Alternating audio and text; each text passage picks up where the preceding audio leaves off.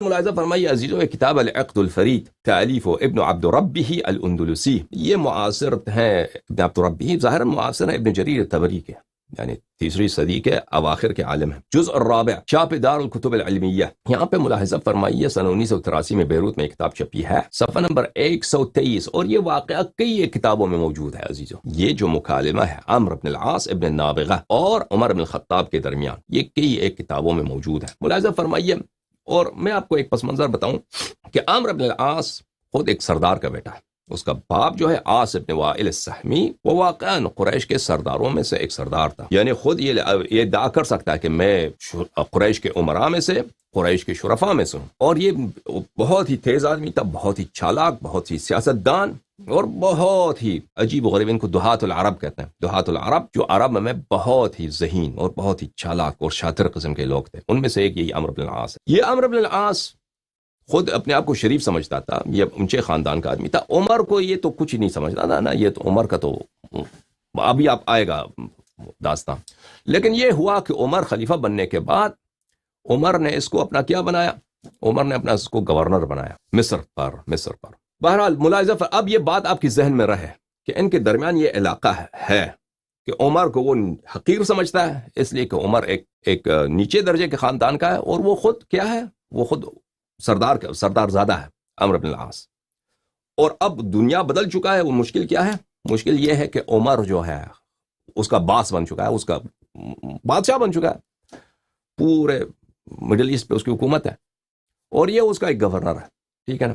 اچھا، یہ صفحہ نمبر 123 ملاحظہ فرمائے، تو یہ اس کا مصر میں گورنر تھا عمرو بن العاص۔ جب مصر سے آیا، کہا قد صرت سیرت عاشق، عمر نے اس سے کہا قد صرت سیرت، تو نے ایسے واپس آئے جیسے کوئی عاشق واپس آتا ہے، ٹھیک ہے نا۔ عمر کا وہ عمرو بن العاص کا جواب دیکھیے، قال والله ما تأبتني الإماء ولا حملتني البغايا في غبرات المآلي۔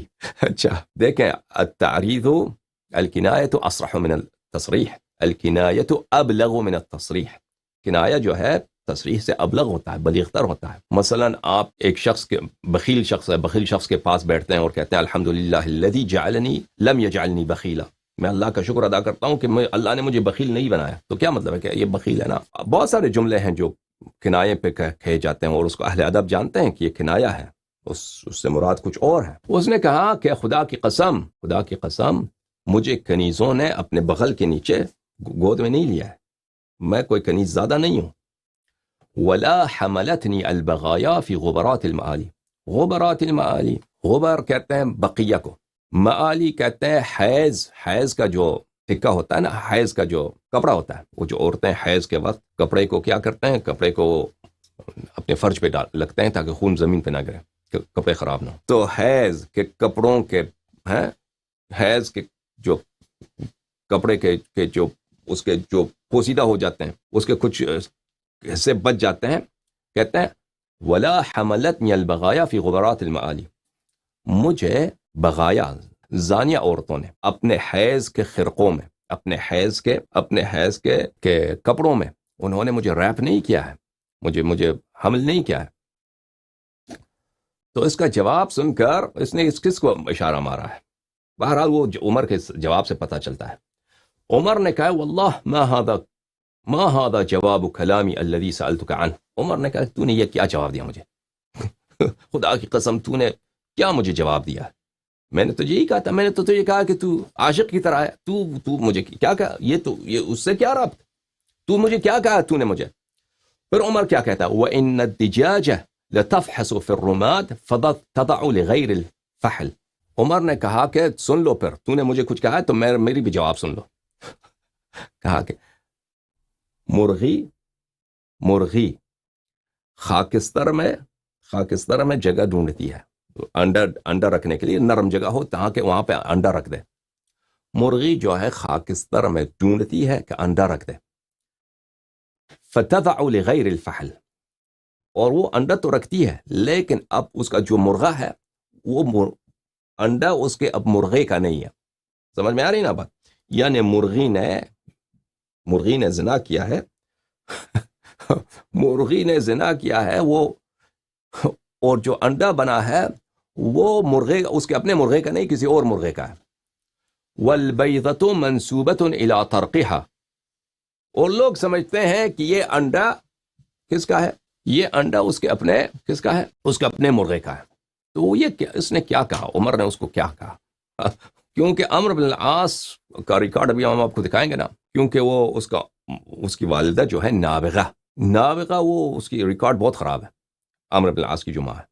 تو عمر نے اس کو کیونکہ اس کو غصہ تھا نا، عمرو بن العاص کو ایک طرف سے حسادت تھا کہ میں تو سردار ہوں، عمر کون ہے، عمر خلیفہ بن گیا، سردار کا بیٹا تو میں ہوں، تو میں اس کا گورنر ہوں، مجھے بلایا مصر سے اتنی دور کا راستہ ہے، تکن ہے. اس کو ذلیل بھی کرتا تھا نا عمر، ابھی آ جائے گا کہ اس کو کس طرح ذلیل کیا تھا. تو اس نے اس کو ایسا ٹکا لگایا تھا کہ مجھے عورتوں نے مجھے زانیہ عورتوں نے وہ اپنے حیض کے خرقے میں حمل نہیں کیا، میں تو ایسا شخص نہیں ہوں کہ مجھے کنیزوں نے اپنے بغل میں اٹھایا ہو.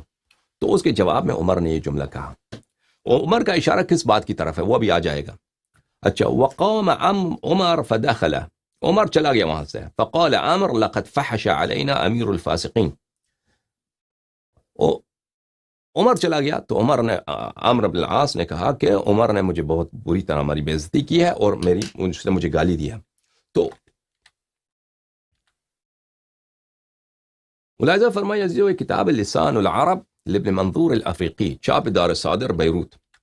یہاں پہ ملاحظہ فرمائیے صفحہ نمبر 217 میں، وفی حدیث عمرو بن العاص، عمرو بن العاص کی حدیث میں ہے کہ وہ عمر کے پاس آیا مصر سے، فجرا بینہما کلام، ان دونوں کے درمیان ایک کنورسیشن ہوا ہے. وہ کنورسیشن کیا ہے کہ اس نے عمر، پہلے تو اس نے شروع کیا نا عمرو بن العاص نے، اس نے جو نقطہ مارا تھا عمر کو اس نے نقل نہیں کیا، کیونکہ اس میں عمر کی بہت بے عزتی ہے. عمر نے اس کو جواب دیا، ان الدجاج لتفحص في الرماد فتضع لغير الفحل والبيضة منصوبة الى ترقها فقام عمرو متربد الوجه. اس میں وہی روایت ہے، بس فرق اس میں یہ ہے کہ عمر وہاں سے اٹھ گیا جب اس کا چہرہ بالکل خاکستری رنگ کا ہو چکا تھا. عمرو بن العاص کا چہرہ خاکستری رنگ کا ہو چکا تھا. یہ کتاب ہے غریب الحدیث تالیف ابی عبید القاسم بن سلام الہروی، متوفى سنہ 224، پرانا، بہت پرانا آدمی. احمد بن حنبل کا سال وفات ہے 225 اس کے زمانے کا. جزء الثانی، چھاپ دار الکتب العلمیہ. یہاں پر احادیث عمرو بن العاص اس میں یہی ہے. اچھا، ولا حملتني البغايا في غبرات المآلي اما البغايا فانها الفواجر. بغایا سے مراد کیا ہے؟ زانیہ عورتیں. کہ عمرو بن العاص نے کہا کہ زانیہ عورتوں نے مجھے حیض کے پرانے رومالوں میں مجھے انہوں نے حمل نہیں کیا ہے، مجھے کیری نہیں کیا ہے. پھر اگلے صفحے میں کہتا ہے بلے معالی سے مراد خرق المحیط ہے. معالی، اصل معالی کا مراد وہ ہے معلات ہے، اس کے مفرد معلات ہے. وہ عرب میں پرانے زمانوں میں نوحگر عورتیں ہوتی تھیں، پروفیشنل نوحگر، جاہلیت کے زمانے میں، کہ اگر کوئی شخص کے انتقال ہوتا ہے تو ان کو پیسے دیتے تھے، تو آؤ میت پہ رو لو. وہ پیسے لے کے وہ صبح شام روتی تھیں عورتیں. تو وہ اپنے ہاتھ میں رومال ہوتا تھا ان کا، اس رومال کو معالی کہتے تھے. لیکن غبرات المعالی جب کہتے ہیں نا، تو اس سے مراد کیا ہے؟ عمر کا حیض کا رومال ہے، حیض کا جو خرقہ ہے، کپڑا ہے، اس سے مراد لیتے تھے، لیا ہے اس نے.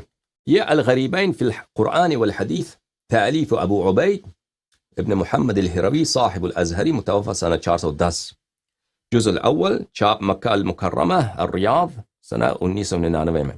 یہاں پہ ملاحظہ فرمائیے صفحہ نمبر 99، حدیث عامر میں کہتے ہیں کہ اس کے جملے کا کیا مطلب ہے کہ عامر نے کہا وما انی واللہ ما تعبتنی الاماء ولا حملتنی البغایا فی غبرات المآلی يقول لم تلدنی بغی كانت تزنی وهي حائض. طبعا سبحان اللہ، لم تلدنی بغی كانت تزنی وهي حائض. کہتے ہیں میری ماں جو ہے وہ کوئی زانیہ عورت جو حیض کی حالت میں مجھے اس نے ولادت کی، وہ نہیں ہے. فیکون العار لازما لها من جہتین، تاکہ یہ آر دو طرف سے کہ حیض بھی ہے اور زانیہ بھی ہے، اس دونوں طرف سے مجھ پہ آر ہوں، ٹھیک ہے نا. والمعلات ايضا هي الخرقه التي تمسكها النواحح بايديهن، والمعلات اسی کو بولتے ہیں. بہرحال ٹھیک ہے نا.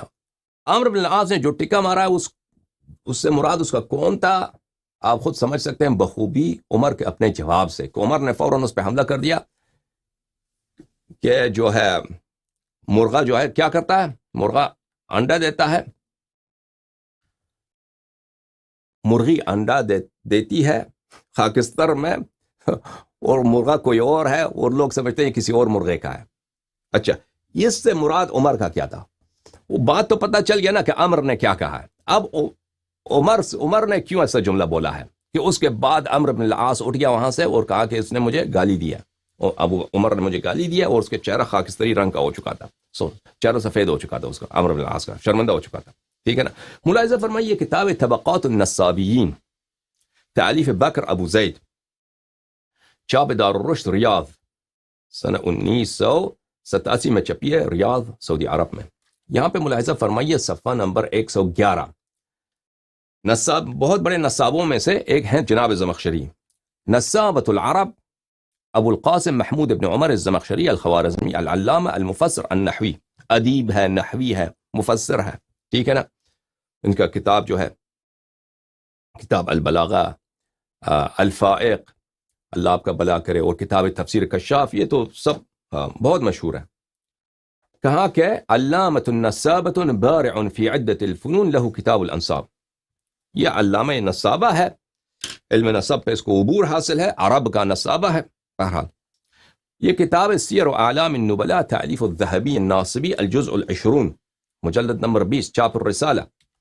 یہاں پر ملاحظہ فرمائے زمخشری صاحب کا العلامہ کبیر المعتزلہ محمود ابن عمر الزمخشری صاحب الکشاف والمفصل، مفصل علم نحو پہ اس کی کتاب ہے.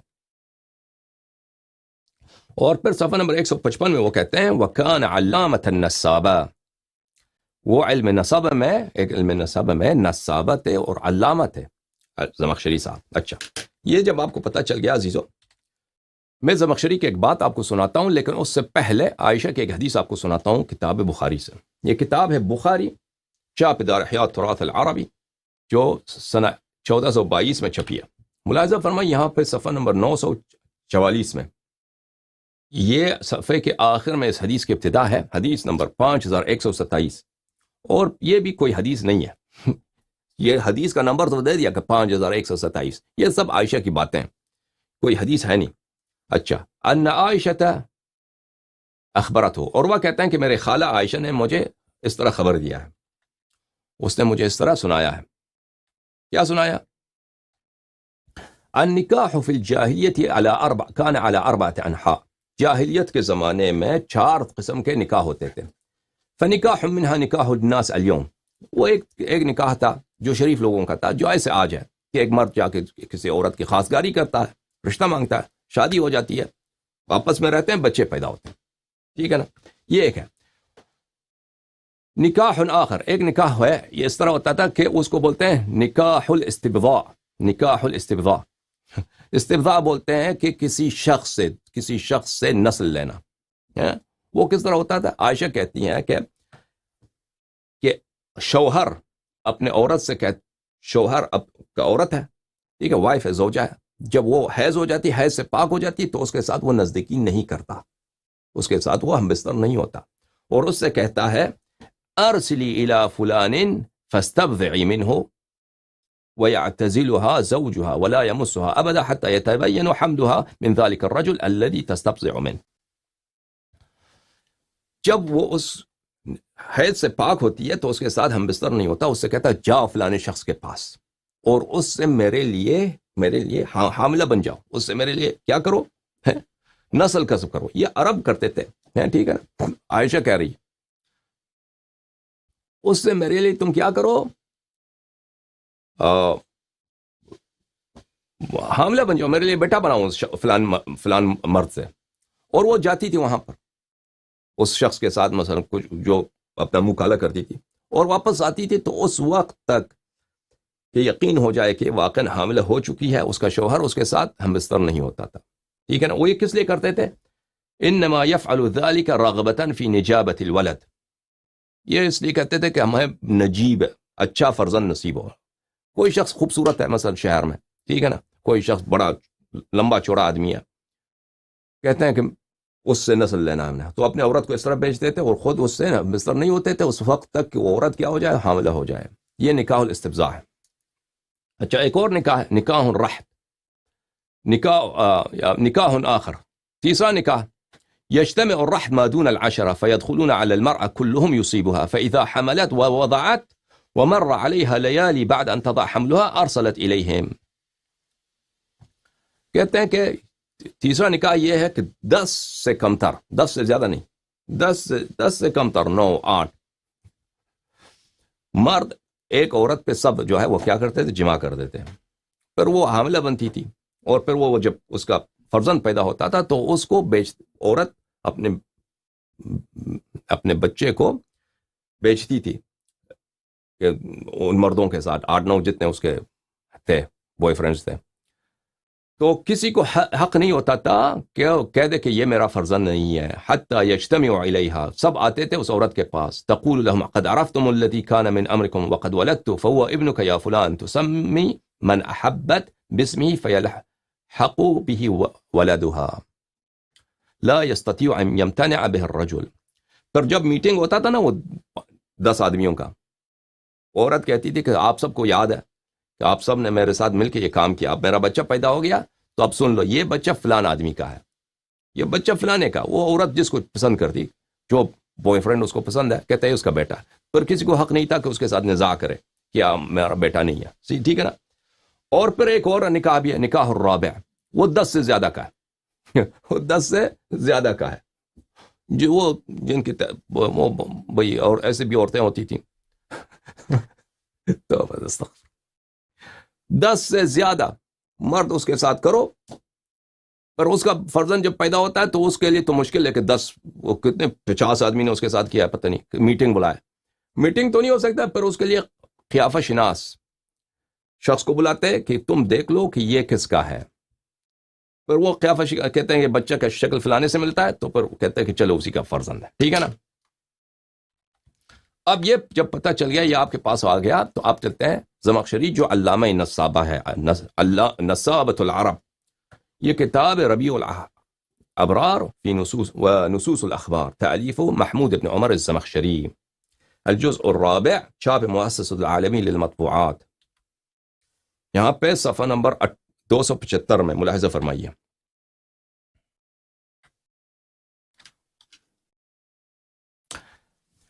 كانت النابغہ، عمر نے کیا کہا عمرو بن عاص سے؟ عمرو بن عاص نے تو ٹکا خوب مارا عمر کو نا ٹکا تو خوب مارا، اس کو تانا دیا. تو عمر نے بھی جواب میں مرغی والا جو واقعہ سنا ہے اس کا اشارہ کس کی طرف ہے؟ ہاں، نابغہ نام ہے عمرو بن العاص کی والدہ کا، ام عمرو بن العاص. امت رجل من عنزہ فسبیت، قبل عنزہ کے ایک مرد کا یہ ایک کنیز تھی، تو وہ کسی جنگ میں اسیر ہو گئی. عبداللہ ابن جدعان نے جو مکے میں وہ چکلا چلاتا تھا، اس نے اس کو خریدا تھا. فکانت بغیا ثم عتقت، وہاں پہ اس کے چکلے میں ایک کام کرتی تھی، پھر اس نے اس کو آزاد کر دیا، اس کو آزاد کر دیا. ووقع علیہا، اور اس کے ساتھ ہم بستر ہو گیا بیک وقت ابو لہب، امیہ ابن خلف، ہشام بن المغیرہ اور ابو سفیان ابن حرب. ابو سفیان جو معاویہ کا باپ ہے. یہ سب لوگوں نے اس کے عاص ابن وائل السہمی، یہ سب اس کے ساتھ جو انہوں نے اپنا منہ کالا کیا تھا. فی طہر واحد فولدت عمران، اسی سے عمر پیدا ہوا تھا. فادعاہ کلہم، سب نے کہا کہ یہ بیٹا، ارے کہتا ہے میرا بیٹا. فحکمت علیہ امہ فقالت هو للعاص، اور نابغہ نے کہا کہ نہیں، یہ بیٹا عاص کا ہے، لأن العاص کان ينفق علیہ، کیونکہ عاص پیسے دیتا تھا اس کو. وقالوا کان اشبہ بابی سفیان، اور لوگ کہتے ہیں کہ اس کے چہرہ ابو سفیان سے ملتا تھا. اور ابو سفیان ابن الحارث ابن عبد المطلب، ابو سفیان ایک دوسرا ابو سفیان بھی ہے جو رسول اللہ صلی اللہ علیہ وسلم کا چچا زاد بھائی ہے. اسی مسئلے پر اس کا ایک شعر ہے، یہ دوسرا ابو سفیان ہے. وہی ابو سفیان ہے جو جنگ طائف میں جنگ حنین میں بھاگا نہیں تھا، ابو سفیان نہیں بھاگے تھے جنگ حنین میں. وہ کون ابو سفیان ہے؟ وہی ابو سفیان ہے، ابو سفیان ابن الحارث ابن عبد المطلب. یہ ابو سفیان معاویہ والا باپ نہیں ہے، ٹھیک ہے نا. جس نے زنا کیا تھا عمرو بن العاص کے ماں کے ساتھ، وہ ابو سفیان معاویہ کا باپ ہے. لیکن جو شاعر ہیں یہاں پر وہ دوسرا ابو سفیان ہے. ابو کا ابو سفیان لا شک قد بدت لنا فی کا منہ بینات الشمائل. اس نے کہا تھا کہ تیرا باپ جو ہے، عمرو بن العاص سے خطاب ہے کہ تیرا شکل ابو سفیان سے ملتا ہے، وہی تیرا باپ ہے، وہ عاص نہیں ہے. اچھا، تو اب پتہ چلا آپ کو کہ عمر نے جو عمرو بن العاص کو جو ٹکا مارا تھا، اس کا مقصد کیا تھا.